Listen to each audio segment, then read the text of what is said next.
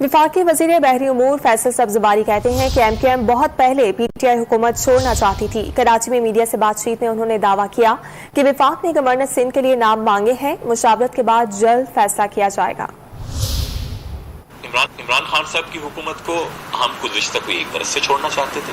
گزشتہ جون میں عمران خان صاحب نے ایک میٹنگ میں کہا کہ بجٹ کے بعد میں ایم کیو ایم کو وزارت دینے جا رہا ہوں، اور مجھے بہت بخوبی علم تھا کہ وہ کون سی وزارت دینے جا رہے ہیں۔ انتہائی اہم ترین وزارت ایم کیو ایم کو دینے جا رہے تھے، جس کے ان کے پاس اس وقت کوئی مشیر نہیں تھے اور وزیر تبدیل کیے جاتے تھے۔